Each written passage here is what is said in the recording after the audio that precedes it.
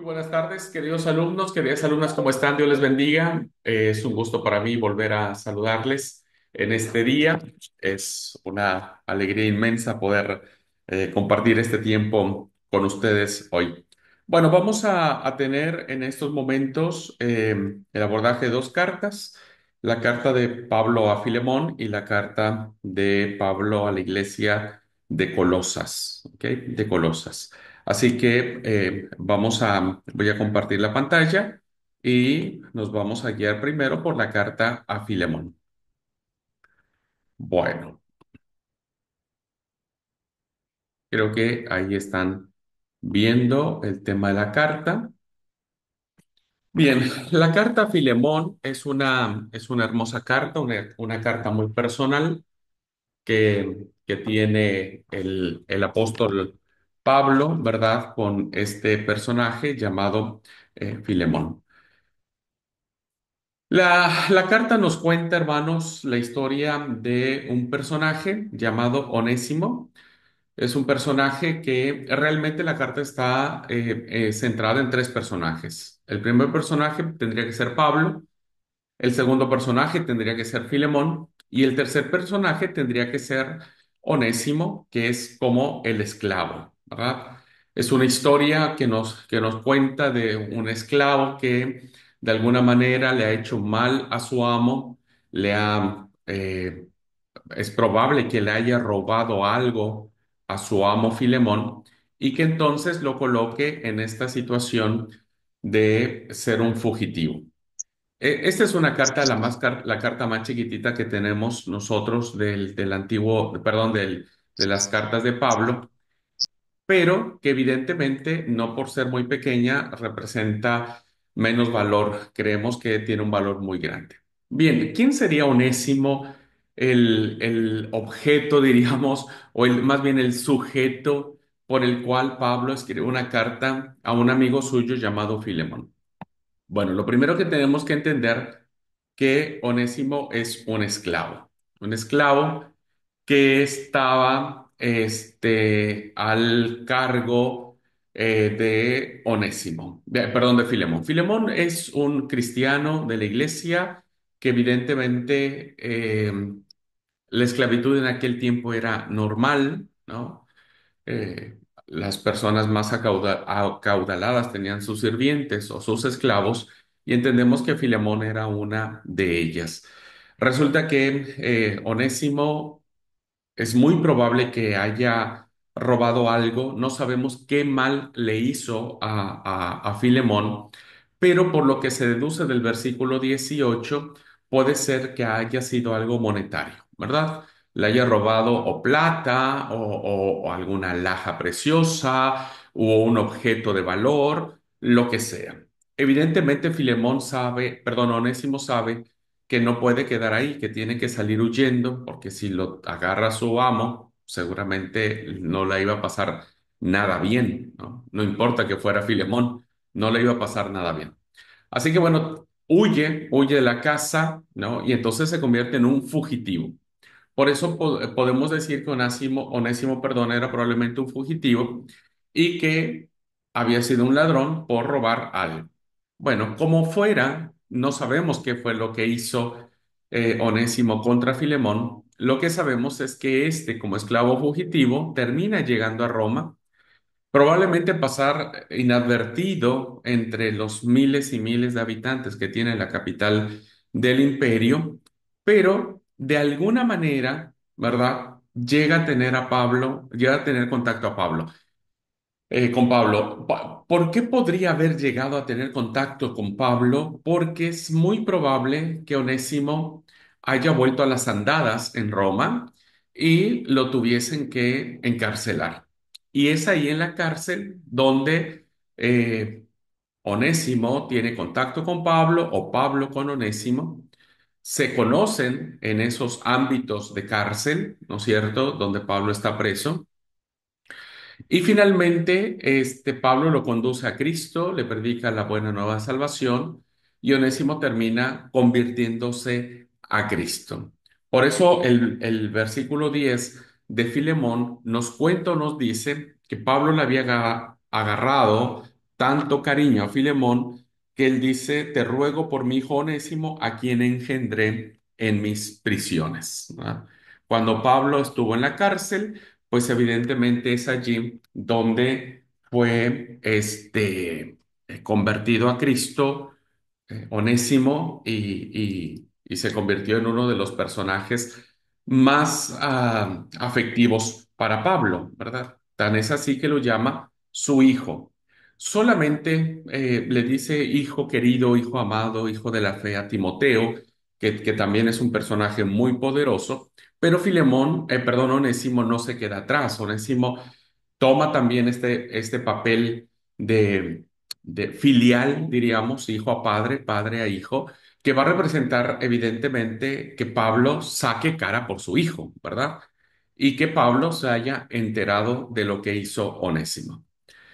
Así que Pablo no puede quedarse con él, Pablo no se puede hacer de la vista gorda, como decimos, y tiene que enviar de vuelta a Onésimo a Filemón, tiene que enfrentar sus consecuencias.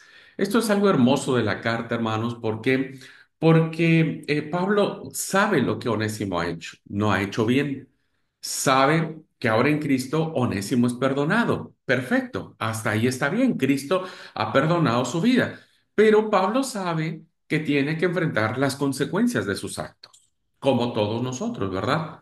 Nosotros tenemos que afrontar las consecuencias de nuestros actos, nos gusten o no nos gusten.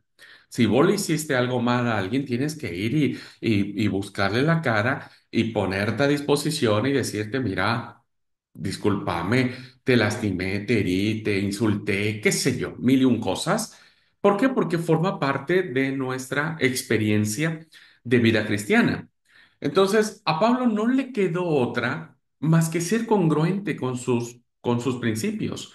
No lo ocultó, no se hizo, ¿cómo sería la palabra? En México, bueno, decimos una palabra alcahuete, no lo tapó, no fue su tapadera, ¿verdad?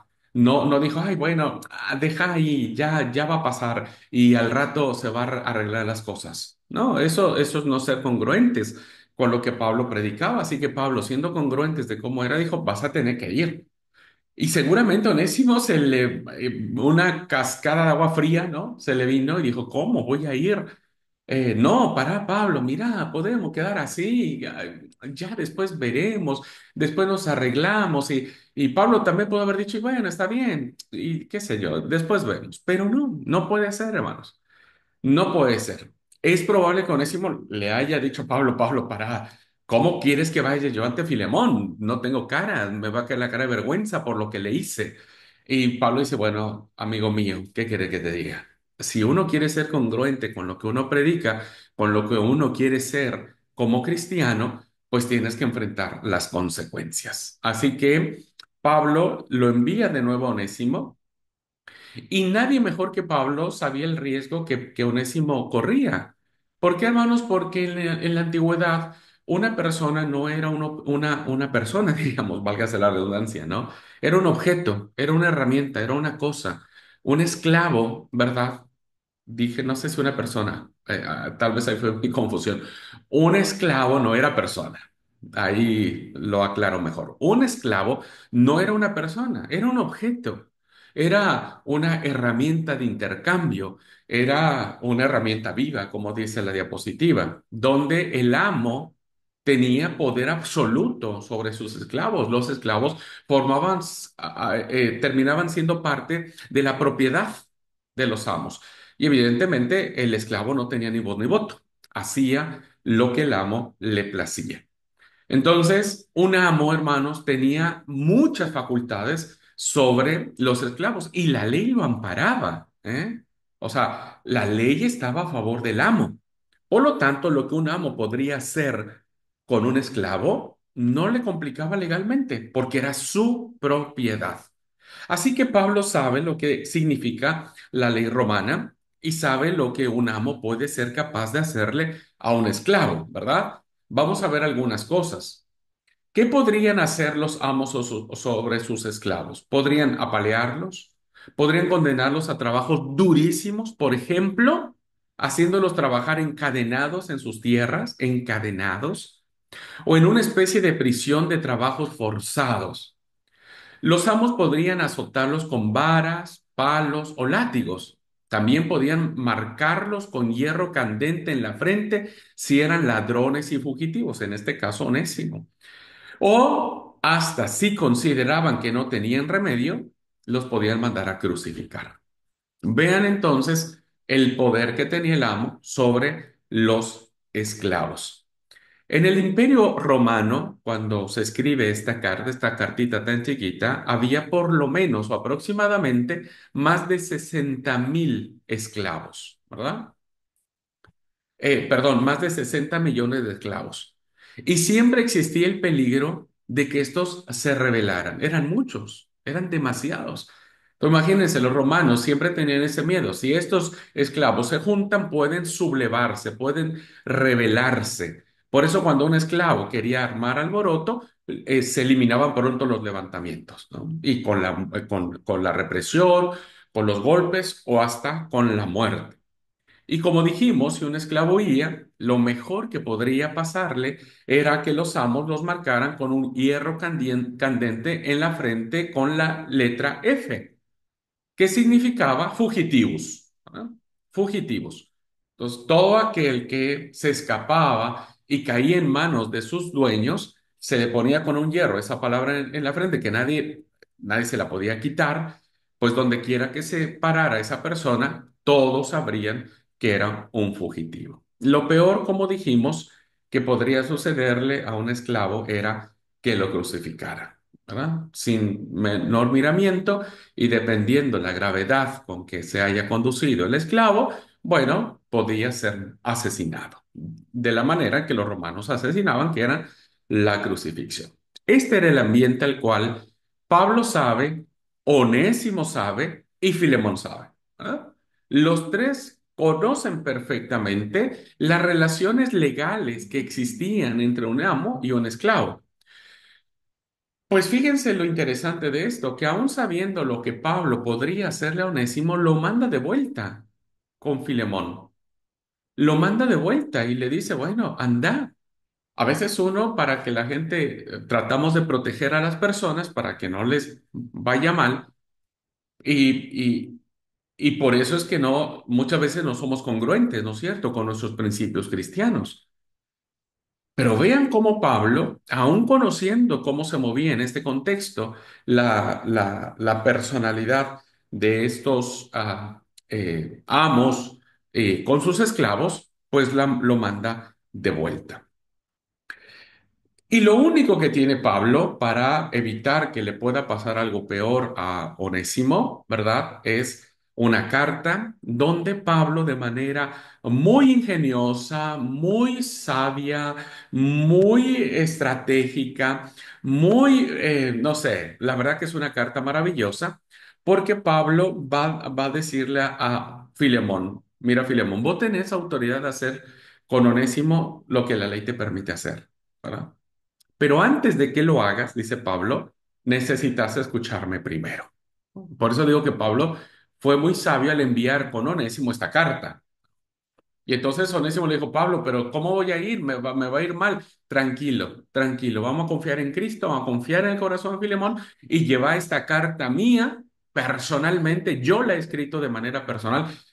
Parece ser que es una de las cartas más auténticas de Pablo, porque al ser una carta chiquitita, no tendría un secretario para dictarla. Es muy probable que esta carta sí la haya escrito totalmente el apóstol Pablo, desde la primera letra hasta la última letra. Y entonces Pablo le da a Onésimo una carta que viene a ser como el salvoconducto de Onésimo. Y algo muy interesante que encontramos en esta carta es el juego de palabras, ¿verdad? ¿Por qué? Porque onésimo literalmente quiere decir en griego lo que es útil, lo que es provechoso, ¿verdad? Eso significa la palabra onésimo, algo que vale, algo que es necesario, que es útil, que es provechoso. Sin embargo, cuando Pablo escribe sobre el nombre de Onésimo, encontramos en el versículo 11 que dice, el cual habla de su hijo Onésimo, dice el cual en otro tiempo te fue inútil, pero ahora a ti y a mí nos es útil. Podría decirse que Pablo está dando testimonio del cambio radical que tiene este personaje llamado Onésimo. Es un cambio total, es un cambio eh, increíble. No es el fugitivo, no es el ladrón, no, incluso no es el esclavo que no tiene ni voz ni voto. Es alguien que ahora le hace honor a su nombre. Antes, Onésimo había traicionado su nombre, porque su nombre lo había convertido en algo inútil, en lo contrario. ¿Cómo fue inútil Onésimo? Pues robándole a Pablo. De esa manera fue inútil. Pero Pablo ahora le dice a Filemón, antes de que quieras castigarlo, retarlo, antes de que quieras hacerle algo, por favor, ve que Onésimo ha vuelto a su esencia. Podría decirse que ahora no solo es Onésimo de nombre, no solamente es útil porque su nombre lo determina, sino porque su carácter, sus palabras. A Pablo lo había impactado tanto el tiempo que pasó. No sabemos cuánto tiempo pasó Onésimo con Pablo en la cárcel. No lo sabemos. Pero el tiempo que haya sido fue lo suficientemente fuerte para que Pablo creyera en Onésimo, creyera en su transformación, creyera que había cambiado y que era capaz de que Pablo pusiera su firma como como diciendo, yo pongo mi firma, ¿verdad? Por eso puede que Filemón le perdiera por un tiempo para recuperarle para siempre. Esta parte, hermanos, miren, del versículo 15 es una clave teológica escondida desde mi muy particular punto de vista, porque el versículo 15 dice, ¿por qué quizás para esto se apartó de ti por algún tiempo, para que lo recibieses para siempre?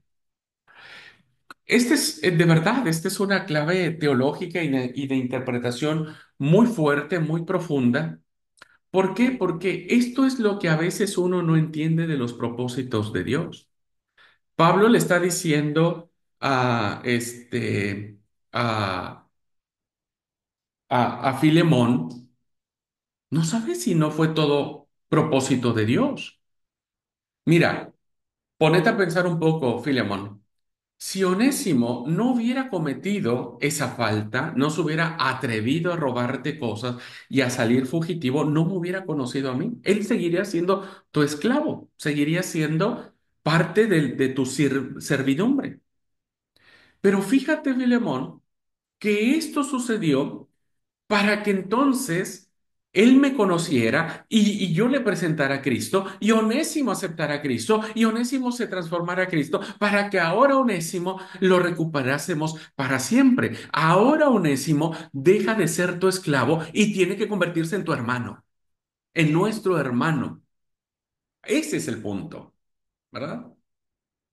Y esto, queridos alumnos, nos hace pensar mucho en nuestra propia vida. A veces, ¿por qué pasan las cosas? ¿Por qué suceden las cosas? ¿Por qué suceden de una manera que uno no los logra entender, ¿no? Ya sea de las cosas que nosotros hacemos, de nuestras malas acciones, de nuestras metidas de pata, de caminos diferentes que tomamos, de nuestros pecados, etcétera, y que de alguna u otra manera terminamos lastimando, dañando, pero no sabemos que tal vez Dios permitió eso. No sé si les ha pasado. A mí, cuando tengo mi confrontación con Cristo, le digo, Señor, ¿por qué permitiste que yo hiciera tal cosa en mi juventud, en mi adolescencia, en mi etapa adulta? ¿Por qué permitiste que yo cometiera tal situación, tal pecado, tal conducta que no te agrada? A veces eso uno se pregunta, ¿verdad? Pero cuando pasa el tiempo, cuando las cosas se van acomodando, te das cuenta que todo ha sido parte de un propósito, que todo ha sido para que seamos rescatados y ahora tengamos una vida de testimonio. Por eso quien se rehúsa al afrontar, quien se rehúsa a pasar por ese trago amargo, ¿verdad? Quien se rehúsa a decir, ah, no pasa nada, ya se va a arreglar, ya, qué sé yo, no entiende que Dios ha permitido las cosas porque tienen un propósito. ¿Me explico? Entonces, Puede ser que nosotros hayamos hecho algo y tengamos que pasar, pues, con la pena de ir a pedir perdón, de arreglar las cosas que desarreglamos, pero al final vamos a entender que Cristo en su causa va a ganar mucho más con nuestras actitudes de esa manera, ¿verdad? Va a ganar mucho más. Ahora, puede ser también que forme parte de alguien que fue quien nos lastimó a nosotros, que nosotros seamos Filemón, ¿verdad? Primero somos Onésimo, pero también podemos ser nosotros Filemón, a quienes nos ofendieron, lastimaron, nos robaron, nos mintieron, nos hicieron daño, etcétera, etcétera. ¿Cuál sería nuestra actitud ante eso?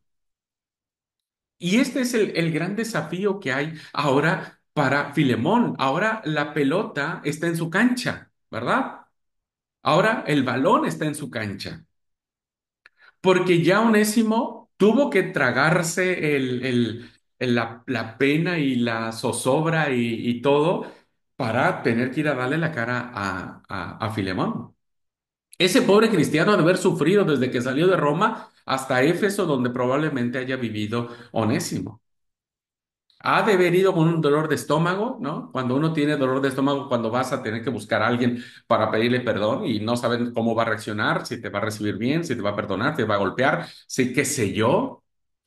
Me imagino que cuando llegó a la casa de Filemón para tocar la puerta, ¿viste? El tipo transpiraba como testigo falso, las manos heladas, la respiración entrecortada, la boca seca, el corazón saliéndosele del pecho. Porque eso es lo que pasa en nuestras emociones cuando tenemos que encarar algo que sabemos que hemos hecho mal. Que aunque por más que ya somos buenitos y demás, pues sabemos que la otra persona no lo sabe.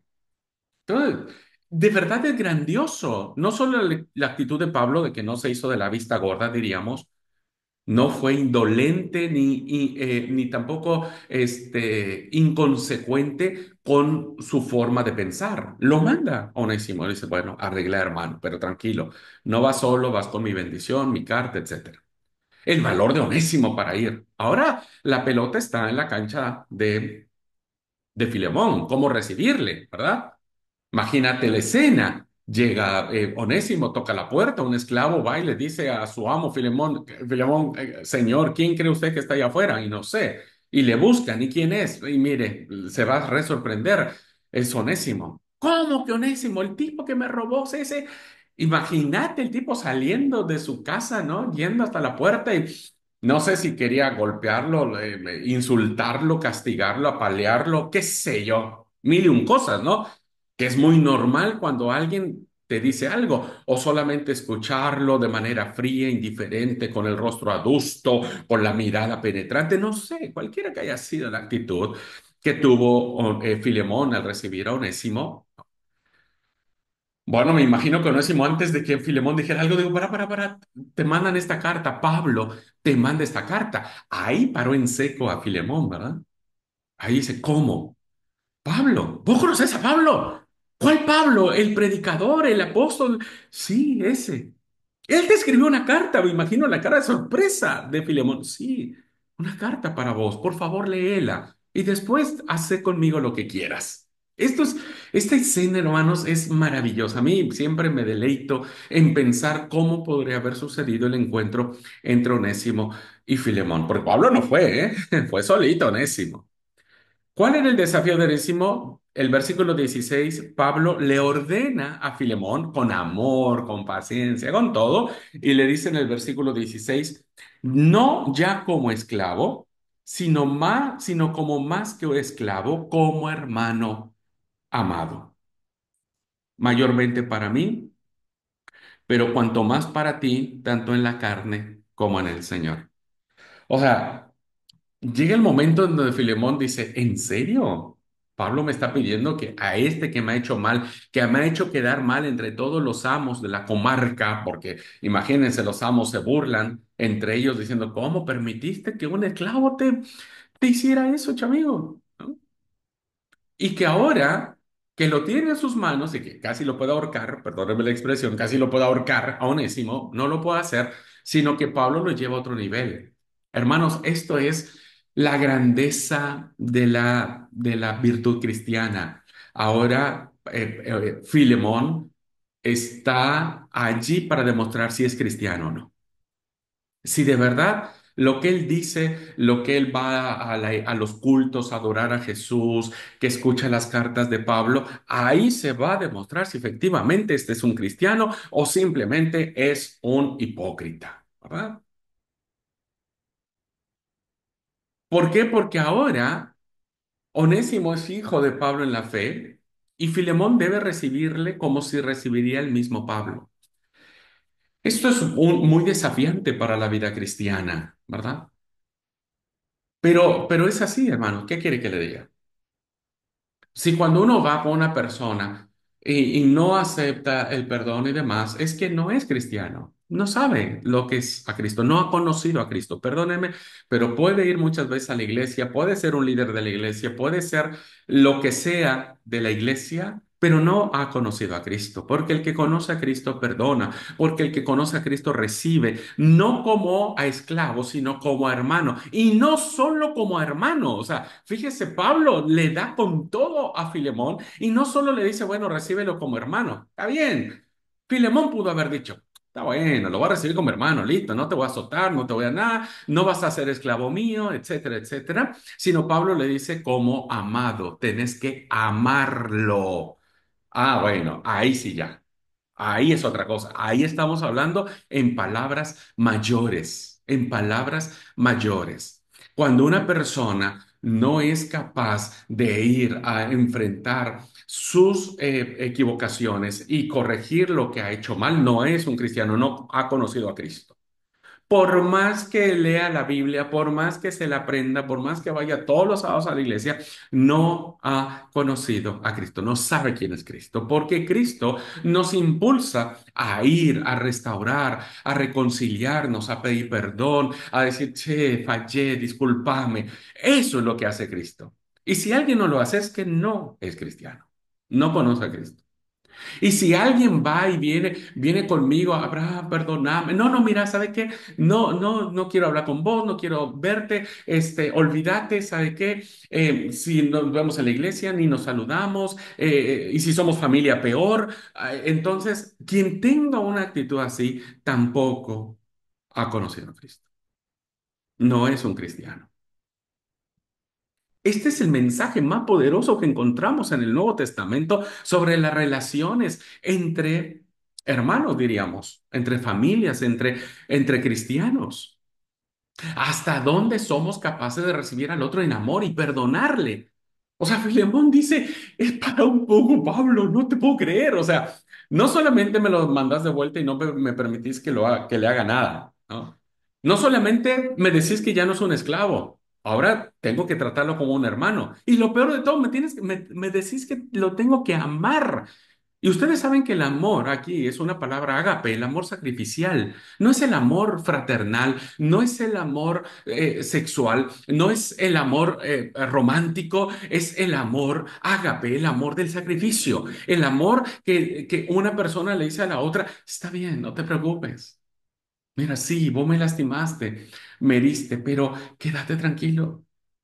No pasa nada, vamos a restaurar nuestras relaciones hasta donde sea posible, vamos a orar juntos, vamos a caminar nuevamente en Cristo, que el Señor juzgue tu vida y que el Señor juzgue la mía, pero mientras vamos a caminar nuevamente de la mano. Quien tiene esas actitudes, hermanos queridos, alumnos queridos, ha conocido a Cristo. Entonces, queridos alumnos, esta carta es muy poderosa, fíjense, muy chiquitita, porque ahora no solamente nos demanda, insisto, tener que ir a arreglar las cosas, sino también nos demanda aceptar a aquellas personas que vienen a pedir nuestro perdón, recibirlos con amor y tratarlos nuevamente como hermanos. Bueno, hago un pequeño paréntesis aquí y decirles que eso es lo que realmente tiene la carta, ¿verdad? Y que espero que nos ayude siempre en nuestras relaciones. Todos en algún momento o hemos hecho algo mal, ¿verdad? Y hay que encarar, hermanos. Miren, a mí cuando me ha tocado encarar, y bueno, yo soy de aquellas personas que si algo yo he hecho o me han hecho, yo voy y me enfrento directamente. No mando un audio, no mando un mensaje, no mando nada. Yo voy y toco la puerta.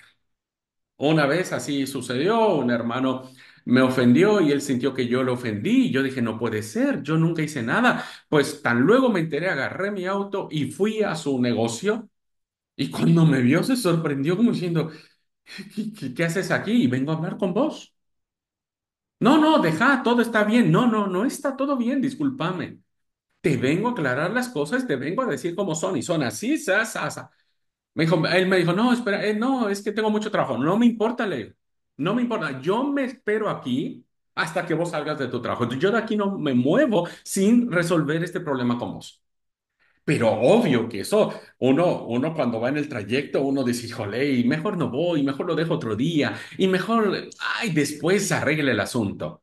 No, no, hermano, discúlpenme, pero hay que encararlo, ¿verdad? Hay que encararlo y en la medida de las posibilidades, si se puede, cuando es alguien que está lejos, bueno, lo único que hago, nunca mando un audio, jamás un audio, nunca un mensaje de texto. Si no lo puedo ver de manera personal, llamo por teléfono y digo, quiero hablar con vos y quiero decirte esto y esto. ¿verdad? Entonces, necesitamos siempre ordenar nuestra vida en base a los proyectos de Dios. Pues si yo me digo ser un pastor, si yo me digo conocer a Cristo, si yo me digo ser un seguidor de Cristo, hermanos, o soy Onésimo o soy Filemón. Sí o sí, sí o sí, o soy Pablo. No tapo a nadie. Yo si veo que alguien tenga mal, le digo, no, anda, ve y arregla. Anda, arregla. No, es que después, no, no, no, anda. Bueno, ese es tu problema. Si vos no querés, pero te lo digo, anda, arregla. Le mando un mensajito. No, señor, no le manda usted ningún mensaje. Usted va personalmente, toca la puerta, lo mira a la cara y si algo le pasa, usted vaya en el nombre de Cristo y el Señor obrará. Ujú. Muy bien. Bueno, dicho esto, volvemos otra vez a nuestra historia que tiene que ver con la emancipación. Muchas personas han sorprendido de que Pablo no dijera nada en contra de la esclavitud. Este es un problema que tiene la carta y que muchos atacan esta carta por guión. Obvio, hoy nosotros estamos en contra de la esclavitud, ¿verdad? Nadie tendría en su sano juicio un cristiano hoy un esclavo. No lo tendríamos. Pablo no habla ni siquiera de la condena, ni siquiera le dice a Filemón que le dé la libertad a Onésimo. No le dice eso, o sea, no le dice, bueno, ¿sabes qué? Filemón, Onésimo es tu hermano, no es tu esclavo, pero bueno, haz de él lo que quieras. Nunca le dice soltalo, dale una casita, dale un salario, etcétera. Lo único dice Pablo que quiere que le reciba como a un esclavo. O sea, sigue siendo un esclavo Filemón para Onésimo para Filemón. O sea, para Filemón, perdón, para Filemón, Onésimo sigue siendo su esclavo. La esclavitud, hermanos, era una parte normal o integral en el mundo antiguo, tanto la sociedad estaba construida en ella. La sociedad romana estaba establecida, se había construido con base en este sistema de clases, ¿no? En donde, como dije, legalmente había la posibilidad de que una persona tuviera un esclavo o muchos esclavos. Si el cristianismo, el problema es este, hermano, si Pablo hubiera dicho algo sobre la esclavitud, dice, hubiera animado a los esclavos a rebelarse contra sus amos o abandonar a sus amos y lo único que habría sucedido una tragedia monumental. Hubiera habido una matanza increíble. Cualquier revolución sería aplastada salvajemente. Cualquier esclavo que se buscara la libertad sería castigado sin misericordia. Y el cristiano habría sentado cátedra de ser, el cristianismo habría sentado cátedra de ser revolucionario y subversivo. Y el cristianismo lo que menos tiene, hermanos. Dios nos llamó a la paz. Jesucristo nos llama a la paz. Nos llama a la unidad, ¿verdad? Nos llama a la unidad. Tenemos que estar unidos como hermanos, como esposos, como padres, como hijos, como miembros de iglesia. Tenemos que estar unidos, no hacer la guerra. El evangelio está en contra de las divisiones. Todo aquel que está dividido no es de Cristo, dice la palabra. Pablo decía a los corintios, ¿acaso Cristo está dividido? Imagínense, si la iglesia no puede estar dividida, pues menos nosotros, ¿verdad? Ni la iglesia donde congregamos, ni nuestras familias que tenemos, porque Cristo nos llama a la reconciliación. Entonces, ¿por qué Pablo no habla y condena la esclavitud y le dice a Filemón, Filemón, estás mal, no podemos tener esclavos? porque hubiera sucedido esto. Imagínense, todos los esclavos hubieran tenido como estandarte de lucha la carta de Pablo y les preguntaran, ¿por qué te estás rebelando? Bueno, acá Pablo está diciendo que ya no podemos ser esclavos, que tenemos que ser libres. Y entonces esto hubiera ido en contra del mensaje de paz y de unidad. Gracias a Dios la esclavitud se abolió, ¿verdad? Siglos después.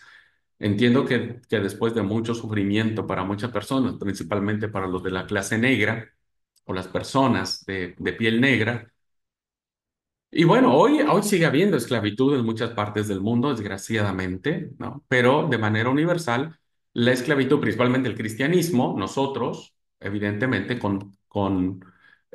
condenamos la esclavitud.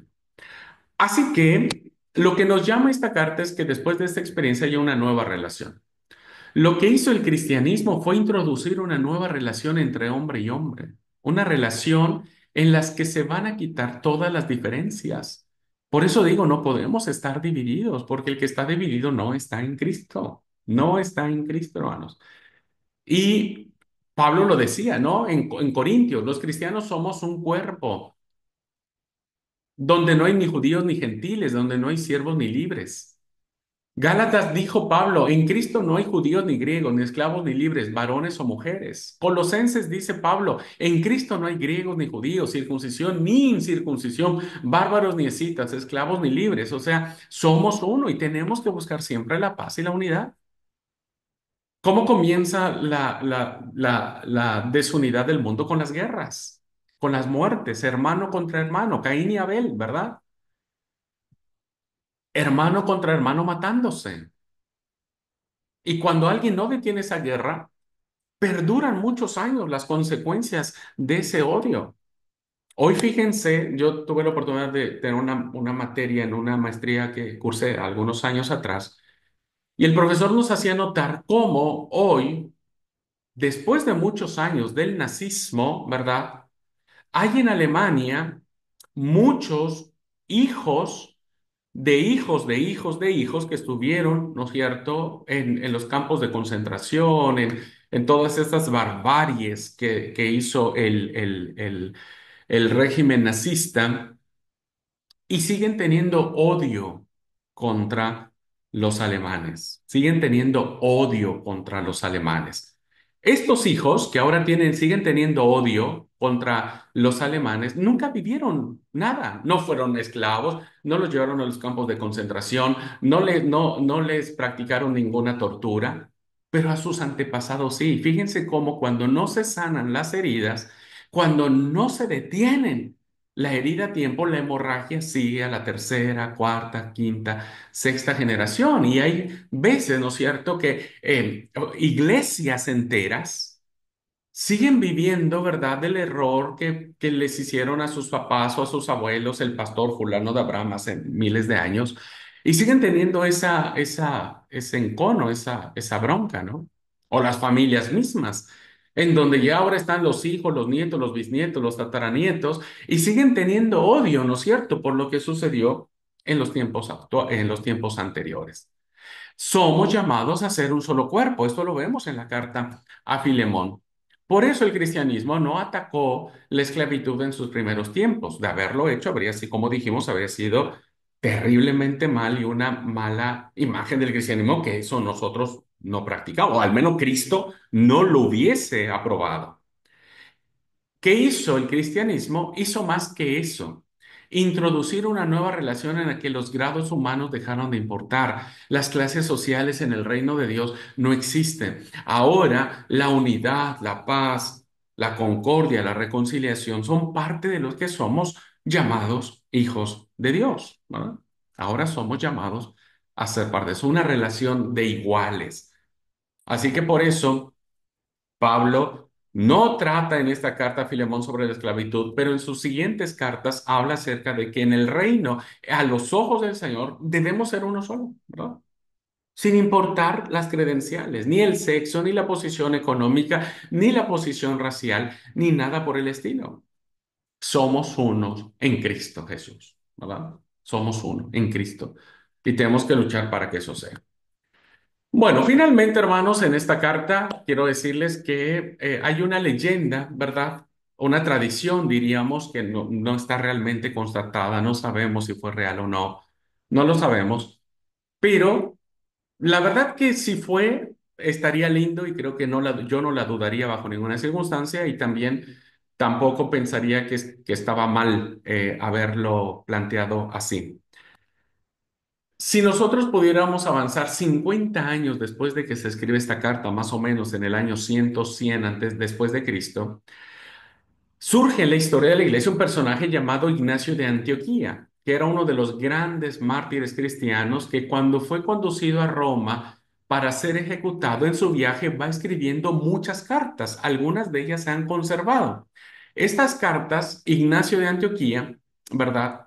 Las dirige a las iglesias de Asia Menor. Y entonces, en algún momento se detiene en la ciudad de Esmirna, de donde escribe a la iglesia de Éfeso, no es Pablo, estamos hablando de Ignacio de Antioquía, escribe a la iglesia de Éfeso y en el primer capítulo de esa carta tiene mucho que decirnos acerca del maravilloso obispo, líder, pastor, diríamos, o brevedor, nosotros le diríamos ahora, de la iglesia de Éfeso. ¿Qué cree que dice Ignacio de Antioquía en su carta? En el primer capítulo dice, en la persona de Onésimo, aparece el nombre, nuestro nombre, varón de candad inenarrable, es decir, buenísimo el tipo, tiene una piedad, una pasión, un encanto irresistible. Son de esas personas que uno quisiera estar con ellos y no separarse porque tienen algo que los atrae. Y dice, y es vuestro obispo, es su obispo. ¿Cómo se llamaba aquel obispo? Pues Onésimo, ¿no? E Ignacio hace exactamente el mismo juego de papeles que había hecho Pablo. Es Onésimo no solo de nombre, es decir, no solamente es Onésimo por ser un varón útil, buenísimo, lindísimo, lo que sea, sino también de naturaleza, porque ahora es un obispo, es un siervo de Cristo, ahora es un líder de la iglesia, ahora es provechoso para Cristo. Es una tradición que no sabemos, hermanos, insisto, no hay una autenticidad de esta tradición.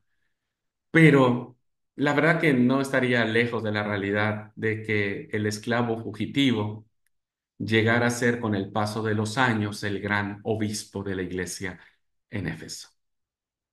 ¿Por qué creen que Pablo le dice a Filemón, vos no sabés si esto pasó? Porque Dios tenía un propósito mayor. Y gracias a esa metida de pata que tuvo Onésimo, gracias a esa metida de pata, Dios lo condujo para que ahora sea un líder increíble, excepcional, maravilloso, ¿verdad? Vuelvo a repetir, el obispo este del cual habla Ignacio Antioquía, no sabemos si es el mismo Onésimo, pero es muy probablemente que sí. Vamos a pensarlo así y vamos a creer que sí, ¿no? Y se dice que esta es la razón, de que Onésimo se haya convertido en el obispo de Éfeso, de la iglesia de Éfeso. Esta es la razón por la cual se conserva la carta de Filemón. Porque hermanos, esta es una carta muy pequeñita, ¿no? Ni siquiera podríamos llamarla carta, es una cartita. Es muy pequeña la carta, a comparación de los grandes tratados teológicos de Pablo, ¿no? Es una carta muy personal. Y los biblistas coinciden y dicen, bueno, es probable que Onésimo, al ser el líder de la iglesia y haber conservado esta carta, empezó a circularla como diciendo, yo no me avergüenzo de quién fui. Y vamos a conservar esta carta y la leían en la iglesia de Éfeso. Y entonces cuando se empiezan a compilar las cartas de Pablo, pues dado el valor y la trascendencia que ha tenido en sus personajes, pues toman la carta de Pablo a Filemón como parte del cuerpo paulino, ¿verdad? Y por eso para nosotros llega ahora a ser una palabra inspirada. Gloria a Dios, hermanos, gloria a Dios. Bendito fue el momento en que se eligió esta carta, muy personalísima, ¿no? Pablo nunca escribió la carta a Filemón pensando en nosotros, diciendo, le voy a escribir a Abraham del siglo XXI para que sepa lo que tiene que hacer. Una carta muy personalísima se ha convertido en un gran desafío en la ética cristiana. Muy bien, pues aquí la carta de Pablo a Filemón es una carta, como dije, con muchas implicaciones éticas, con muchas implicaciones prácticas y que nos lleva a este desafío. ¿Sos cristiano? ¿Te decís ser de Cristo? ¿Sos su seguidor? ¿Decís que sos de la iglesia? Bueno, o sos Onésimo o sos Filemón. Y en cualquiera de los dos casos, darás cuenta de que conoces a Cristo. De lo contrario, querido alumno, querida alumna, no conoces a Cristo. No lo conoces. Ujú. Y dolería mucho que muchos de nosotros no realmente no lo conociéramos. ¿Ok? Bien. Sumario básico, bueno, esta es la información que siempre les doy al final, hermanos, datos académicos. Probablemente haya sido escrita en el 55 en Éfeso. Algunos dicen que fue entre el 58 y 60 en Cesarea, que es improbable. Y otros dicen que tal vez fue compuesta en Roma hacia el 61-63. El destinatario fue a Filemón, ya vimos, pero también nombra a su esposa, o puede ser su esposa, su mujer, Apia, Arquipo y a toda la iglesia que se reúne en su casa. Las iglesias antes eran de casa, ¿verdad? La autenticidad no se discute. Creen que esta carta es total, 100% auténtica de Pablo. Bueno, la división formal tiene una fórmula introductoria, tiene una acción de gracias, tiene el cuerpo de la carta y finalmente tiene una conclusión. Ujú. Y recuerdo con el contenido de la cartita de Filemón, lo podemos dividir así. Tenemos primero los destinatarios, algunos saludos que presenta Pablo, la acción de gracias que actúa como un exordium o exordio para ganar la buena voluntad de Filemón por medio de la alabanza. O sea, Pablo es re inteligente y empieza a alabar a Filemón y dice, mira, hasta aquí he escuchado lo buenito que sos. ¿No? Como ya lo predispone, le dice Pablo, vos no me vas a poder negar esto, porque si me negas esto de pedirte que recibas a Onésimo como tu hermano, entonces no va a ser congruente con todo esto que se dice. ¿Vieron? El cristianismo tiene que ser congruente. Si no es congruente, no es cristianismo, hermanos. Discúlpenme, pero no es cristianismo. Bueno, después del 8 al 16 tenemos la apelación en favor de Onésimo con el ofrecimiento de motivos para ella, la reiteración y expansión de la súplica y los saludos finales y la bendición que Pablo le otorga a Filemón diciendo la gracia de nuestro Señor Jesucristo sea con vuestro espíritu. Amén. Ujú. Y bueno, es así como abordamos la carta a Filemón. Bueno, voy a avanzar en lo que pueda del tiempo, todavía tenemos tiempo para avanzar con la siguiente carta. Y esta carta, ¿verdad? Va a ser la carta del apóstol Pablo a la iglesia de Colosas. La iglesia de Colosas. Es una carta hermosísima y vamos a compartir esta carta. Bueno, me parece que ahí ya la podemos ver. Bien, carta a la comunidad de Colosas. Lo primero que vemos, vamos a ver algunos datos de quién era la ciudad de Colosa, ¿verdad? Que se le conoce eran tres ciudades que se les conocían como las ciudades del Valle del Lico. A unos 150 kilómetros de Éfeso, en el valle del río Lico, había una vez tres ciudades importantes. Una, la Odisea, dos, Hiriápolis y tres, Colosas. Colosas estaba situada a ambos lados, como una silla de montar, 15 kilómetros río arriba. El valle del Lico, ¿verdad? Que era regado por el río, tenía dos características notables. Una, era famoso por sus terremotos, ¿no? Había muchos temblores, muchos sismos en aquella zona. Y lo segundo, que las aguas del Lico y de sus afluentes estaban impregnadas de cal, ¿va? De cal. Entonces era blanca, blanca. Los bordes terminaban siendo blancos. Bueno, más o menos esto es donde estaba la ciudad de Colosas. Una ciudad que tiene dos características. Está situada río arriba del río Lico, entre estas dos grandes ciudades, Hierápolis y la Odisea, y había muchos temblores en la ciudad y los ríos tenían esta característica. Ahora, ¿cómo era la iglesia de Colosas a la que Pablo conoció? La iglesia cristiana de Colosas no la había fundado Pablo, ni tampoco la había visitado, ¿no? Fue una de las ciudades donde Pablo no visitó.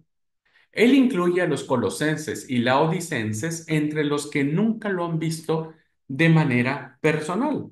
Dice la carta de Pablo a los colosenses en el capítulo 2 versículo 1: porque quiero que sepáis cuán grande lucha sostengo por vosotros y por los que están en la Odisea y por todos los que nunca han visto mi rostro. Entonces no conocían a Pablo y Pablo no los conocía a ellos. Pero no cabe duda que su fundación había sido dirigida, había sido orientada por el apóstol Pablo. Durante los 3 años que pasó en Éfeso, se evangelizó todo lo que es el área del Asia Menor, de manera que todos sus habitantes, tanto judíos como griegos, según el libro de Hechos de los Apóstoles, dice que escuchaban la palabra del Señor.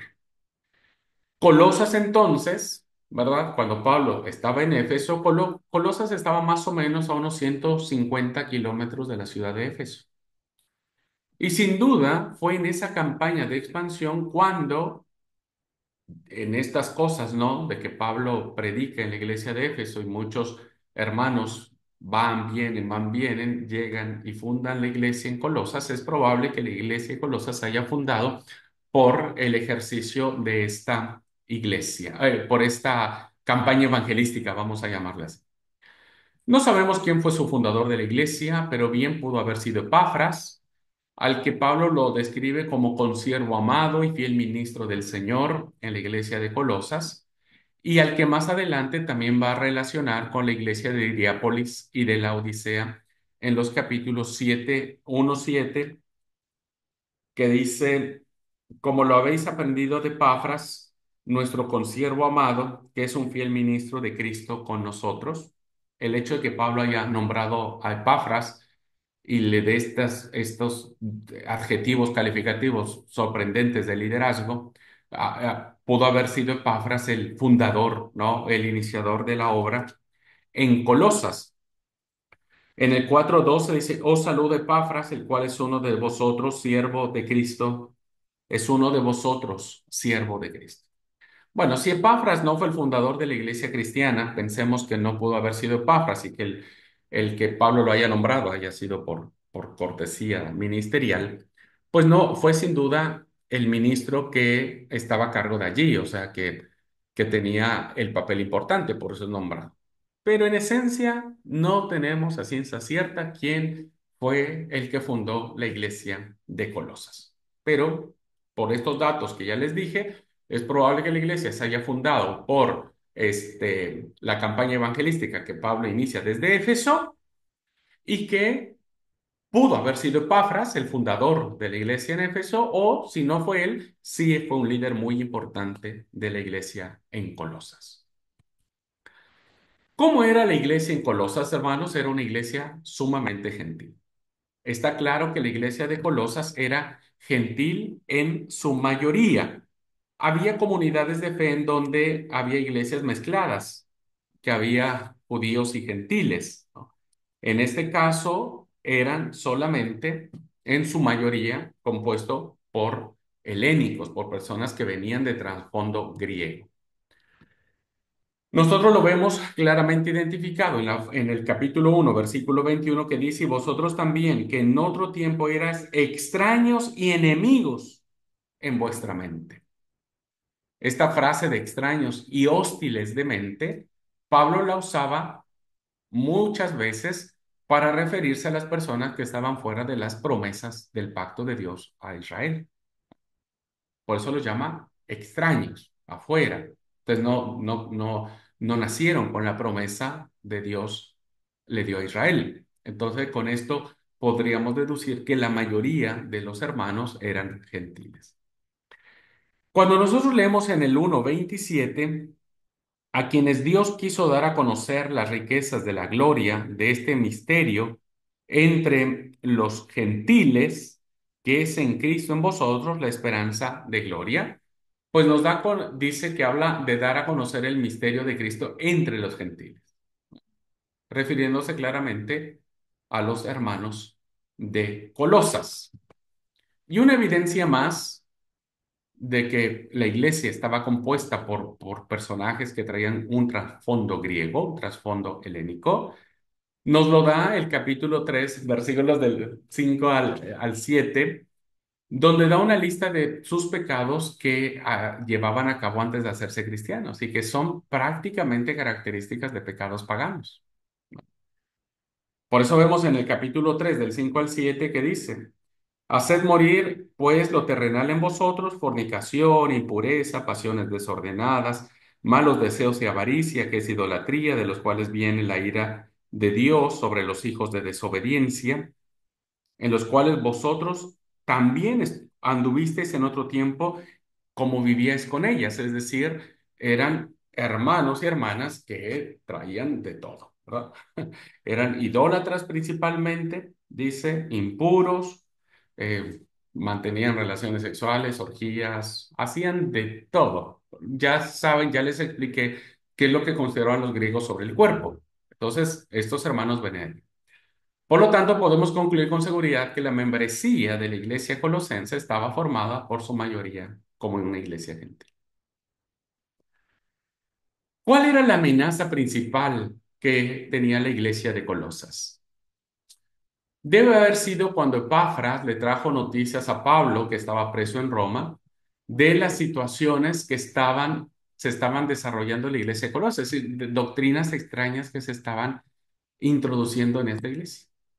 Muchas noticias eran buenas, como todas las iglesias, ¿verdad? Todas las iglesias tienen algo bueno, pero hay una forma, cuando Pablo da gracias a Dios por la fe de los colosenses, por su amor en Cristo y por el amor que tienen con todos los santos. Es decir, la iglesia de Colosa también tenía cosas buenas, pero, pero estaban siendo atacados con otras ideologías, ¿no?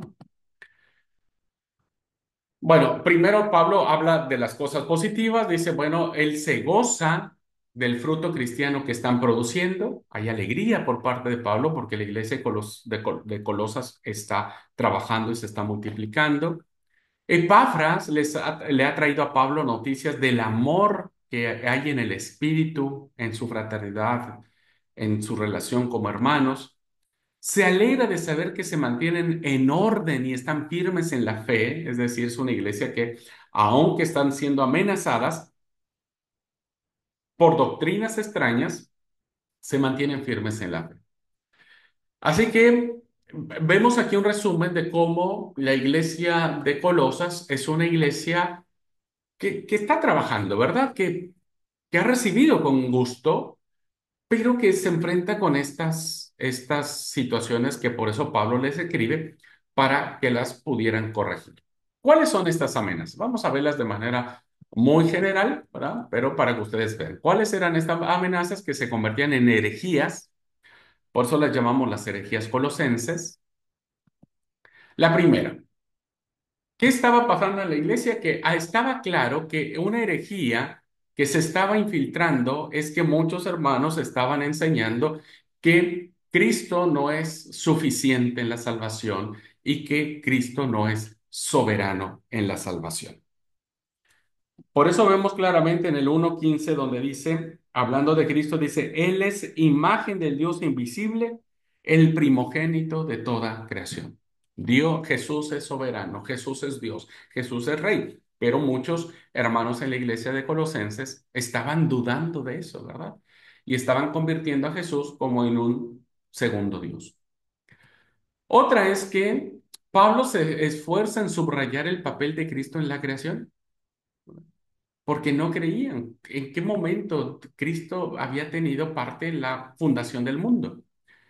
Y por eso Pablo dice, porque en Él fueron creadas todas las cosas, las que hay en los cielos y las que en la tierra, visibles e invisibles, sean tronos, sean dominios, sean principados, sean potestades. Todo fue creado por medio de Él y para Él, y Él es antes de todas las cosas y todas las cosas por Él subsisten. Entonces, Pablo les deja clarito que Cristo estaba con Dios creando todo y Cristo entonces es eterno. La tercera es que al mismo tiempo la gente empezaba a dudar de que Cristo haya sido humano. Recuerden que una de las grandes herejías eran los gnósticos, ¿no? Y los gnósticos decían que Jesús no había tenido un cuerpo humano, que había tenido un espíritu. Eso ya lo vimos. Pablo sale al quite y dice en el versículo 22, capítulo 1, 22, en su cuerpo de carne, ahí clarito está, dice, Jesús tuvo un cuerpo de carne, cuerpo como nosotros, ¿verdad? Por medio de la muerte para presentarlos santos y sin mancha delante de él.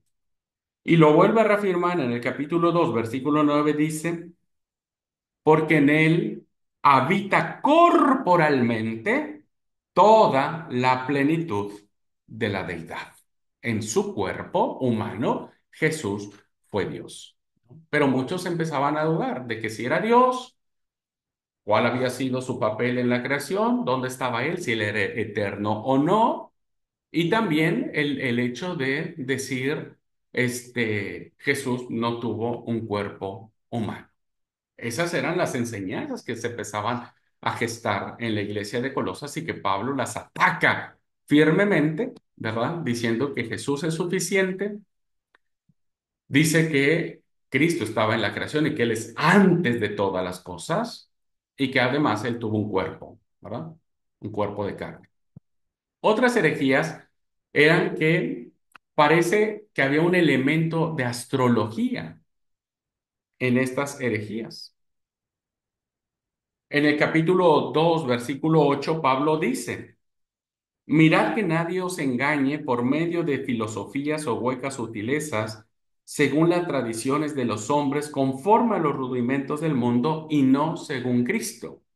Y el versículo 20 dice, pues si habéis muerto con Cristo en cuanto a los rudimentos del mundo, ¿por qué por qué, como si vivieseis en el mundo, os sometéis a preceptos? Bien, los rudimentos del mundo pueden entenderse de estas dos formas. Primero, su sentido primario es una sucesión de cosas, ¿verdad? En su sentido primario, cuando vemos esta parte, viene haciendo una sucesión de las situaciones que tiene, como dice, filosofías y huecas sutilezas según las tradiciones de los hombres.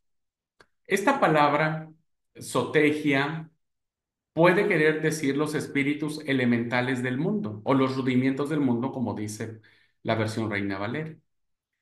Y especialmente se refería esta palabra, ¿verdad?, a los espíritus de las estrellas y de los planetas, a quien la gente, las filosofías antiguas le concedían a los astros. Es muy probable que los falsos maestros colosenses estuvieran enseñando que se necesitaba algo más que Jesucristo para liberar a las personas de la sujeción de esos espíritus elementales. Por eso Pablo dice, no se dejen engañar por estas filosofías, ¿verdad? Que son conforme a los rudimientos de Cristo, del mundo, perdón, y no de Cristo. O sea, Cristo es suficiente para dar una vida nueva. No necesitamos, ¿verdad? Este, seguir una enseñanza que tenga que ver con el culto a las estrellas o a los planetas. Por eso la astrología para nosotros no es bíblica, ¿no? Es, los astros no determinan nuestro rumbo, ni nuestra dirección, ni cómo nos va a ir en el día, ni las alineaciones de los planetas, ni que las estrellas, ni las constelaciones, ni signos zodiacales, no. Pero eso estaba sucediendo en la iglesia de Colosas. Por eso Pablo dice, ustedes ya murieron en Cristo a todo eso. Ustedes no tienen que confiar en lo que pasa en el cielo. Confíen solamente en el sacrificio pleno de Jesucristo. No crean en su horóscopo, ¿no? Diríamos hoy. Crean solo en Cristo. Bueno, la siguiente herejía, esta herejía daba mucha importancia a los poderes de los espíritus demoníacos. Hay frecuentes referencias a los principados y las autoridades que son los nombres que les da Pablo. Por ejemplo, leemos en el 1:16, como ya lo leímos, porque por él fueron creadas todas las cosas que hay en los cielos y que hay en la tierra, visibles e invisibles, sean tronos, sean dominios, sean principados, sean potestades. Todo fue creado por medio de él y para él. Es decir, no hay nada que esté por encima de Cristo.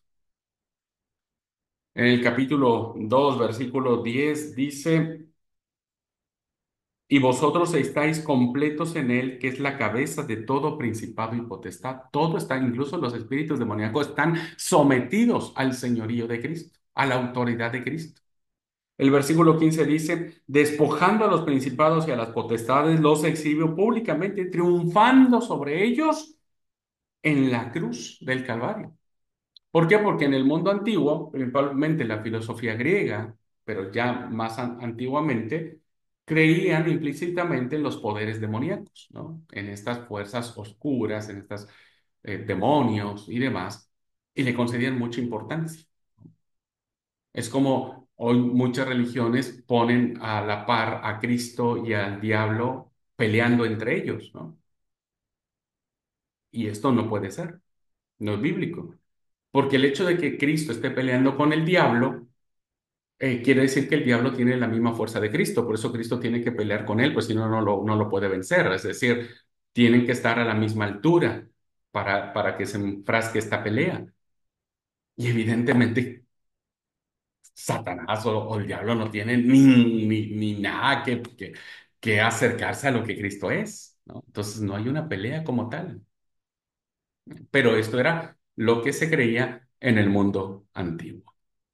Y la iglesia, muchos hermanos estaban creyendo en su horóscopo, ¿no es cierto? Y creían que esos espíritus malignos o demoníacos tenían más autoridad que Jesucristo.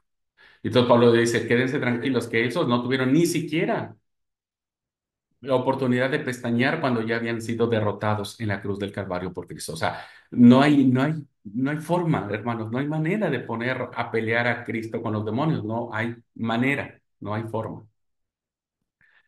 Otra herejía, otra cosa que estaba sucediendo en la iglesia de Colosas es que se estaba desarrollando el elemento filosófico de esta herejía, los famosos sofismas que se le dicen, ¿verdad? El sofisma es una verdad oculta,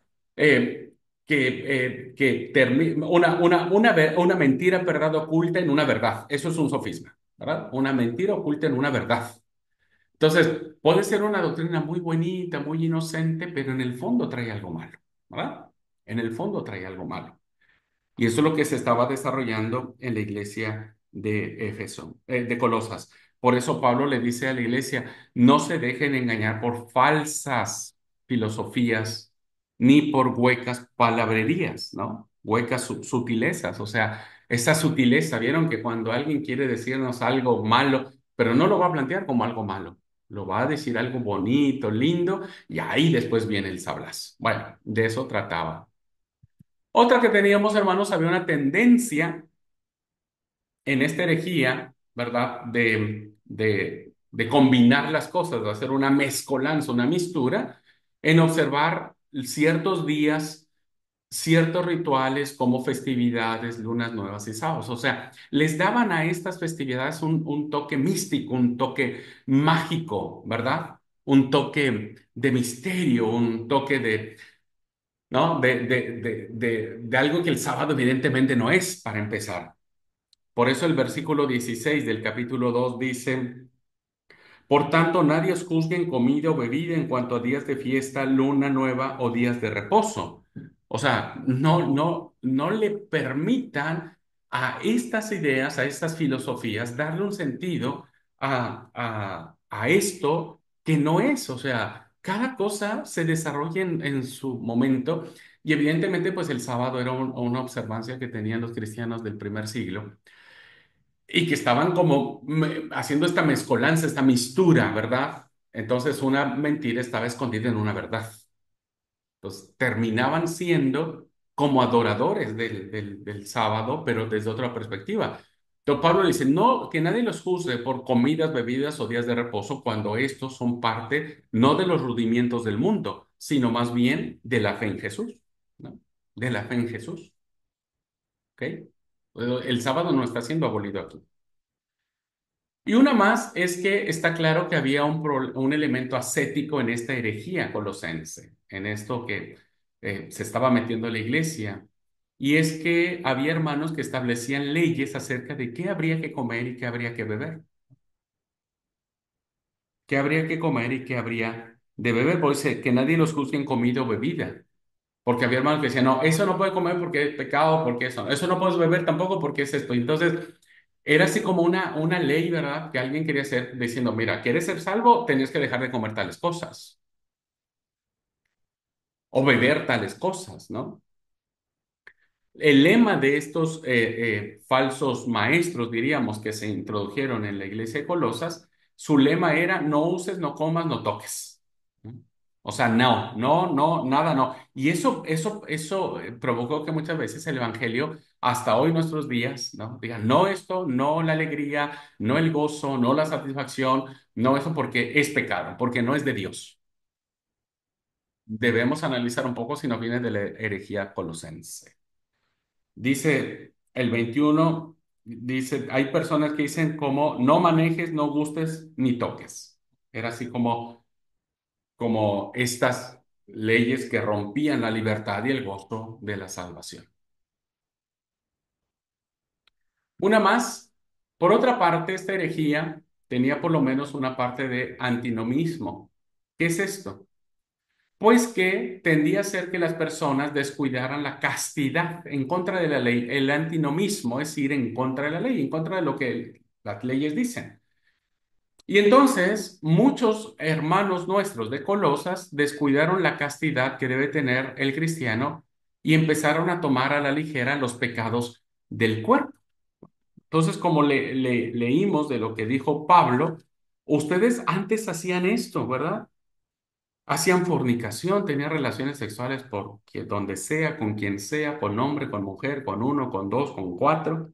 Tenían impurezas, pasiones desordenadas, hacían orgías sagradas con las prostitutas y los prostitutos sagrados. Tenían malos deseos, ¿no? Lujuriosos, lidivinosos, ávaros, eran idólatras. Entonces, dice, en otro tiempo ustedes hicieron esto, ¿verdad? Ustedes vivían haciendo todo esto, pero Pablo dice, pero ahora dejad también vosotros todas estas cosas. Ira, enojo, malicia, blasfemia, palabras deshonestas de nuestra boca, no os mintáis, etcétera, etcétera. Empieza a dar toda una lista en donde parece ser que la ética cristiana se había relajado, ¿verdad? Y entonces como decían, miren, antes hacíamos esto y nadie nos decía nada. Bueno, pues hoy como somos libres en Cristo también podemos hacer lo mismo y nadie nos va a decir nada. No, Pablo les dice, no, no, no, esto antes sí hacían, bueno, ya el Señor los perdonó, pero ahora los que estamos en el reino no podemos vivir como esto. Dice el versículo 12. Vístanse como escogidos de Dios, a santos y amados, de entrañable misericordia, de benignidad, de humildad, de mansedumbre, de paciencia, soporten unos a otros, perdonen unos a otros, etcétera, etcétera. Hay un cambio total en ser parte del reino de Dios. Y bueno, también al parecer esta herejía que se estaba introduciendo en la iglesia de Colosas daba por lo menos lugar al culto de los ángeles. Entonces parece ser que ya desde ahí empezaban a querer adorar a los ángeles. Dice el versículo 18, nadie os prive de vuestro premio, afectando humildad y culto a los ángeles, entremetiéndose en lo que no han visto, vanamente hinchado por su propia mente carnal. Entonces, muchos creían tener contacto con los ángeles, que los ángeles les hablaban y terminaban adorando y eso, hermanos, bíblicamente, pues no puede ser. Al mismo tiempo que a los demonios, introducía intermediarios angélicos entre Dios y los hombres. Es decir, a la par del Padre y del Hijo, pues estaban poniendo a todos estos poderes, ¿verdad? A todos estos ángeles creados por Dios, que son intermediarios de Dios, pero que no merecen la adoración, mucho menos los demonios, ¿verdad? Mucho menos las fuerzas demoníacas. Pero los ángeles, por muy lindos que nos los planteen, no pueden recibir adoración. No deben recibir adoración. Y los mismos ángeles niegan que se les adore a ellos, ¿no? Así que la adoración a los ángeles es algo que no forma parte de nuestra tradición cristiana. Creemos en los ángeles, sí, como creemos en la Virgen María o en María, fue virgen en su concepción, pero después fue María, la madre de Jesús, que tuvo más hijos. Claro que creemos en ellos, ¿verdad? Pero no los adoramos bajo ninguna circunstancia. Lo único que merece adoración es el Padre y el Hijo. Bueno, es así entonces, hermanos, como de manera muy general nos enfrentamos a las situaciones que Pablo está enfrentando a la iglesia en Colosas, ¿verdad? Una herejía que se estaba dando y Pablo las ataca y las va puntualizando. Y bueno, creo que ahora podemos entender mucho mejor la carta a la iglesia de Colosas. Bueno, al final la misma información. Si esta carta es protopaulina, si Pablo la escribió, ya sea por Timoteo, mientras el apóstol Pablo estaba vivo o acababa justo de morir, es probable que esta carta haya sido escrita en Roma entre el 61-63 o entre el 54-56 y compuesta en Éfeso. Pero si es deuteropaulina, es decir, que la escribió a alguien después de que el apóstol Pablo muriera, en opinión del 60% de la crítica, es decir, el 60% de los eruditos bíblicos piensan que esta carta es deuteropaulina, que Pablo no la escribió, fue uno de sus discípulos, pudo haber sido escrita en el año 80 en la ciudad de Éfeso, ¿no? Bueno, están las dos posturas, cualquiera de las dos, la haya escrito Pablo, la haya escrito alguno de sus discípulos, en ambos casos fueron inspirados por el Espíritu Santo.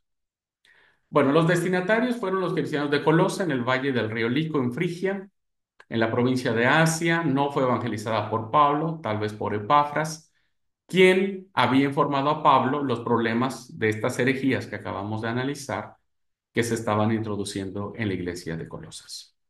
La autenticidad, como dijimos, una modesta probabilidad favorece la autoría de un discípulo de Pablo cercano a los pensamientos de él, quizás miembro de su escuela en Éfeso, y que se inspiró en la carta a Filemón. Alguien pudo haber sido escrito un discípulo muy cercano de Pablo. Recuerden que Pablo también tenía su escuela de discípulos, ¿verdad? Pues cuando Pablo murió, pues el pensamiento paulino siguió adelante, no murió con él. Bien, en cuanto a la unidad de integridad, no se discute seriamente. Es muy probable que algunos dicen que el versículo 15 al 20 del capítulo 1 el autor haya adaptado un himno que ya haya existido, porque esos versículos son himnos, ¿verdad? Son himnos cristológicos. Es probable que esos himnos alguna comunidad cristiana lo haya escrito y después alguien lo escuchó y lo pegó en la carta a los colosenses. Bueno, la división formal, como hemos visto en todas las cartas, esta carta tiene fórmula introductoria, tiene acción de gracias, tiene el cuerpo de la carta con instrucciones y con exhortaciones, y tiene saludos y fórmula conclusiva. En cuanto a la división según el contenido, bueno, tenemos fórmula introductoria, tenemos el proemio consistente en acción de gracias, oración, alabanza del señorío de Cristo con un himno, ministerio y predicación apostólicos del misterio revelado por Dios, uno de los temas. Otro tema es el señorío de Cristo y las disposiciones humanas. Otro tema serían prácticas, virtudes, vicios, códigos de deberes domésticos. Luego vendrían los saludos y mensajes y finalmente vendría la mano de Pablo como para que esta carta pudiera ser aceptada y la bendición de Pablo. Bueno. Y es así entonces, queridos hermanos, como hemos abordado también de manera muy general, pero muy puntual, estas dos hermosas cartas que nos permiten a nosotros conocer mucho más el pensamiento paulino, qué sucedían en las iglesias, cómo fueron abordados los temas que se plantean en cada una de ellas. Algunas son más teológicas, más doctrinales, más eclesiales, más personales, más de consejo, más de exhortación, más de mandamiento, más ah, de ataque, diríamos. Y esto hace que, bueno, las cartas sean cartas hermosas y cartas abundantes en cuanto a las herejías que pueden estar sucediendo. Creo que la carta a la iglesia de los Colosas nos permite a nosotros como despertar el ojo fino espiritual y ver si en nuestras congregaciones no se están introduciendo sofismas, mentiras revestidas de verdad, ¿verdad? Que eso fue lo que pasó en la iglesia de Colosas. si no está habiendo pensamientos o ideas contrarias a la palabra que se estén filtrando. Entonces, uno tiene que saber identificarlas y atacarlas, diríamos en el buen sentido, atacar a las ideas, no a las personas, atacar esas ideas con la palabra del Señor. Creo que ese sería uno de los, de las, como diría yo, como de las cosas buenas que nos deja haber estudiado la carta de la iglesia en Colosas. Así como los desafíos nos presentó Filemón, desafíos éticos, prácticos. Bueno, la carta de Colosas nos desafía a tener el ojo bien afinado, el oído bien afinado, el estar atentos de que no se filtren o no se empiecen a filtrar ver, mentiras envueltas en verdades, ¿no? Me parece que eso sería lo interesante de estas cartas. Bueno, pues hasta aquí entonces la clase.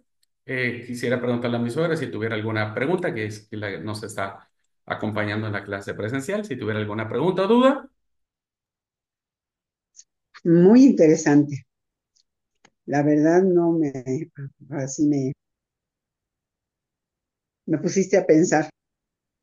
A veces, estamos dentro de la congregación y no ponemos tanta atención a algunas cosas o no les damos mucha importancia cuando que realmente sí la tienen. Porque si dejamos que fluya algo que está equivocado, pues no es perdición de uno, sino de muchos. Entonces, como tú dijiste, hay que tener el ojo fino del espíritu, ¿verdad? Para Claro, captar esos señales y ahí defender nuestra fe, la fe verdadera. tal cual, tal cual, tal cual soy. Gracias. Pues nos vemos entonces en la próxima clase. En la próxima clase vamos a abordar la carta a los Efesios. La próxima clase abordamos la carta a los Efesios. ¿Ok? Estamos ya muy prontos a concluir nuestra cursada. A ver, uno. Tenemos esta semana y la otra, ¿verdad? De clase. Entonces, esta semana vamos a abordar esta parte de eh, Colosenses perdón, Efesios y segunda de Tesalonicenses. Y en la primera clase de la otra semana, vemos las cartas pastorales. Así que vamos a terminar antes nuestra cursada para que tengan tiempo suficiente y escriban la carta que tienen que presentar como trabajo final. ¿Ok? Entonces, para que vean que vamos a terminar pronto y tengan todo el tiempo disponible para hacer. ¿Va? Bueno, Dios los bendiga, nos saludamos pronto, cuídense, muchas bendiciones, paz.